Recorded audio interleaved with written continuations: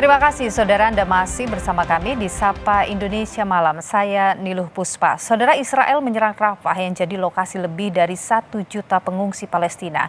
Indonesia melalui Kemlu mengecam tindakan Israel, sementara Amerika Serikat menangguhkan sementara pengiriman senjata termasuk bom ke Israel. Kebrutalan serangan militer Israel terus berlanjut. Awal pekan, Israel membombardir wilayah Rafah yang merupakan lokasi lebih dari 1 juta pengungsi Palestina. Pasukan Israel menyerang kota Rafah, darat maupun udara. Koridor perbatasan antara Rafah dan Mesir pun ikut dihancurkan.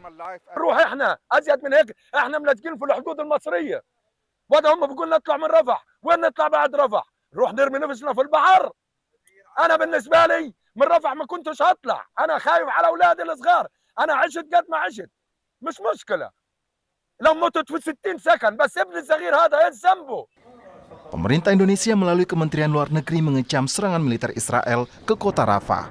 Seruan Indonesia disampaikan Kemlu melalui akun media sosial X yang menyebut Indonesia mengecam keras serangan militer Israel atas kota Rafah di Gaza serta penguasaan atas perbatasan Rafah di sisi Palestina.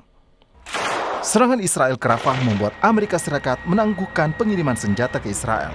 Menteri Pertahanan Lloyd Austin menyebut, sejak awal Amerika Serikat sudah jelas menyatakan Israel tidak boleh melancarkan serangan besar ke Rafah tanpa memperhitungkan dan melindungi warga sipil di wilayah pertempuran.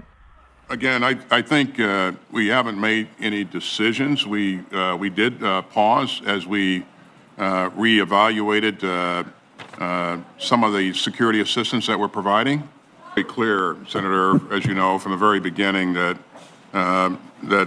Israel shouldn't launch a major attack into Rafah without accounting for and protecting the civilians that are in that battle space. Banyak warga Gaza bergantung pada penyeberangan perbatasan Rafah untuk bertahan hidup. Jarak Gaza dan Rafah yakni 38 km, sedangkan jarak Rafah ke perbatasan di Mesir hanya 2 km. Rafah menjadi tempat aman berlindung bagi warga Palestina saat konflik antar Israel dan Hamas meletus. Rafah menjadi gerbang menuju Mesir tanpa harus melewati pos Israel. Selain itu, Rafah juga menjadi pintu gerbang bantuan kemanusiaan yang masuk ke wilayah Gaza. Sejak konflik Israel dan Hamas meletus Oktober tahun lalu, jumlah warga Palestina yang meninggal mencapai 34.904 jiwa dan 78.514 jiwa luka-luka. Badan Amal Internasional Urusan Perempuan menyebut 70% korban adalah perempuan dan anak-anak. Tim Liputan, Kompas TV. Serangan Israel di Rafah kian brutal, saudara. Puluhan anak dan juga perempuan tewas dalam serangan awal pada pekan lalu.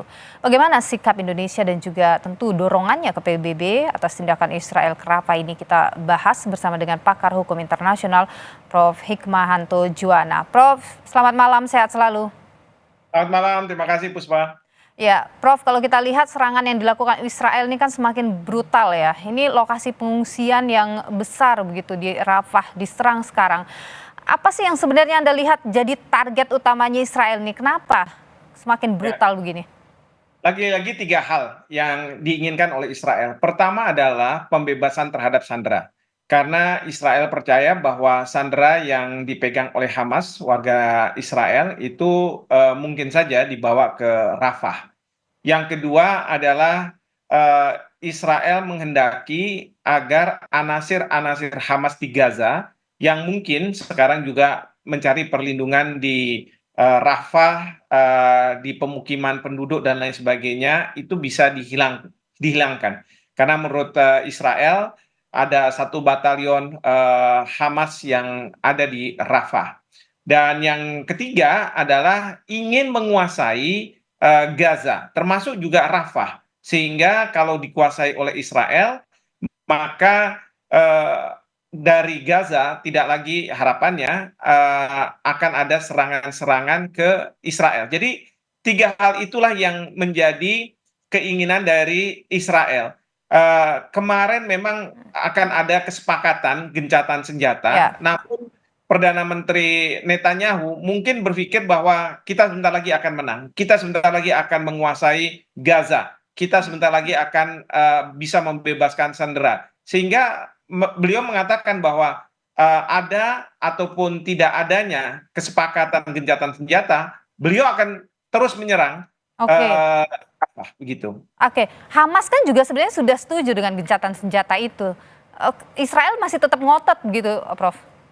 Betul, yang seperti tadi saya katakan, mereka dalam situasi yang mengatakan bahwa sebentar lagi kita akan menang perang, sebentar Oke, lagi kita akan bisa menguasai. Jadi selalu dikatakan sebentar lagi, oke, walaupun ini akan sulit karena serangan udara sudah dilakukan. Sekarang ini Israel sedang siap-siap melakukan serangan darat dan hmm, serangan darat ini yang akan banyak memakan korban karena tentara-tentara Israel bukannya tidak mungkin akan dihadapi oleh eh, pejuang-pejuang Hamas termasuk juga masyarakat di Rafah nantinya. oke. Prof, ini kan kita tahu Joe Biden, Presiden Amerika Serikat mengambil satu tindakan dengan tidak mengirimkan lagi senjata ke Israel atas serangan yang dilakukan ke Rafah ini, begitu. Anda melihat ini adalah upaya serius dari kecaman serius begitu dari Amerika Serikat atau hanya lip service saja karena toh selama ini Amerika jadi sekutu atau teman baiknya Israel ini? Menurut saya ini upaya serius. Memang kita tahu bahwa pemerintah Amerika Serikat yang dihadapi oleh Joe Biden, dia menghadapi sebuah dilema. Di satu sisi tentu dia ingin agar Israel tidak melakukan serangan ke Rafah karena itu akan lebih banyak menyasar kepada penduduk sipil. Dan kita tahu sampai hari ini tadi sudah disampaikan hampir dari 34.000 orang yang meninggal akibat serangan yang dilakukan oleh Israel. Tapi di sisi lain Joe Biden mendapat tekanan dari lobi-lobi Yahudi. Mereka-mereka warga negara Amerika Serikat keturunan Yahudi yang memegang ekonomi Amerika Serikat. Nah, inilah dilema yang dihadapi oleh pemerintahan Joe Biden, sehingga yang bisa beliau lakukan adalah mengatakan bahwa Amerika Serikat tidak akan lagi memberikan bantuan-bantuan senjata kepada Israel Oke. kalau Israel tetap melakukan serangan ke Rafah. Dan itu kira-kira bisa membuat Israel gentar ini? Belum tentu juga. Kalau menurut saya Israel tidak akan gentar. Jadi saya beberapa kesempatan sampaikan bahwa yang akan membuat Israel gentar itu apabila Dewan Keamanan PBB kemarin sudah membuat resolusi tentang terkait dengan gencatan senjata, tetapi sekarang perlu ada resolusi Dewan Keamanan yang membentuk koalisi untuk dibentuknya pasukan multinasional. Pasukan multinasional ini yang akan menghadapi serangan yang dilakukan oleh Israel. Karena pada waktu Irak beberapa puluh tahun yang lalu menyerang Kuwait gitu ya, melakukan invasi, Amerika Serikat membentuk yang namanya Multinational Forces yang dimandatkan oleh Dewan Keamanan PBB, Amerika Serikat sebagai pemimpin. Nah, disitulah kemudian Irak bisa dipukul mundur. Nah, ini yang harus dilakukan. Tapi saya terus terang tidak yakin bahwa apa yang saya sampaikan ini akan diterima oleh Amerika Serikat karena Amerika Serikat akan mendapat tekanan dari lobi Yahudi. Oke, ya, ini kan sebenarnya banyak yang mengecam, negara-negara mengecam apa yang dilakukan oleh Israel, termasuk Indonesia juga mengecam. Kira-kira apa hal yang bisa dilakukan, dorongan seperti apa yang bisa dilakukan Indonesia untuk mendorong ini PBB mengambil langkah tegas ini, seperti yang mungkin Anda sebutkan tadi begitu, itu sebagai satu upaya untuk mencegah ini. Ya, jadi kalau misalnya Indonesia sudah melakukan kecaman, bahkan pemerintah juga sudah mendorong agar Perserikatan Bangsa-Bangsa melakukan tindakan, melakukan sidang darurat dan membahas masalah ini. Tapi saya yakin Amerika Serikat dengan hak vetonya, dia akan memveto apapun resolusi yang dikeluarkan oleh Dewan Keamanan PBB. Jadi sekarang posisi Indonesia, kalau boleh saya mengusulkan adalah pemerintah bekerja sama dengan negara-negara lain untuk membentuk apa yang saya sebut sebagai coalition of humanity. Jadi koalisi kemanusiaan, koalisi yang kita akan menghadapi serangan dari Israel. Dan di sini kita harus berinisiatif untuk mengundang Rusia, Cina, dan lain sebagainya di luar. China juga kemarin sudah mengambil langkah ya, Prof, bersama Indonesia. Betul sekali. Ya, ini kita harus kerjasamakan antar negara untuk memastikan bahwa pada saat Amerika Serikat tidak berkutik terhadap apa yang dilakukan oleh Israel karena lobi Yahudi, harus ada penyeimbang, harus ada kekuatan yang bisa membuat Israel gentar. Kita tentu tidak menghendaki bahwa koalisi ini akan melakukan serangan ke Israel, tetapi paling tidak koalisi ini akan membuat gentar Israel dan akan kemudian Israel menghentikan serangan. Meskipun yang paling efektif untuk bisa menyelesaikan ini semua adalah rakyat Israel menurunkan Perdana Menteri Netanyahu dari kursi kepemimpinannya. Oke. Jadi ini masalah adalah masalah Netanyahu yang ada di pemerintahan Israel yang melakukan serangan. Oke, tapi itu mungkin nggak, Prof? Kalau kita melihat pergolakan yang terjadi di Israel soal perang ini?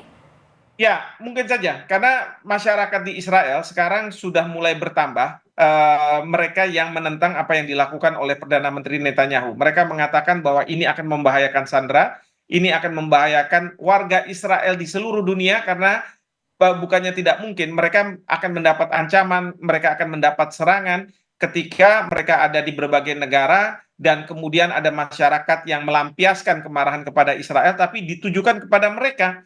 Bahkan juga bukannya tidak mungkin mereka-mereka yang katakanlah kerabat dari Hamas ataupun mereka-mereka yang jadi korban itu ketika mereka bisa dewasa punya senjata, mereka akan terus menyerang Israel. Jadi menurut kelompok masyarakat ini, mereka menganggap bahwa apa yang dilakukan Netanyahu ini suatu kesalahan yang besar dan ini juga sudah disuarakan oleh oposisi di Israel. Dan yang kita harapkan adalah dunia terus membuat demo dan lain sebagainya, bahkan memviralkan kejadian-kejadian yang ada di Gaza agar rakyat Israel bisa paham. Karena selama ini informasi yang masuk ke rakyat Israel adalah versi versi dari pemerintah Israel. Baik. Nah, yang kita tidak heran bahwa Al Jazeera perangkatnya di sana dan sebagainya sekarang sudah diminta untuk keluar dari Gaza. Oke, baik, Prof. Hikmahanto Juwana,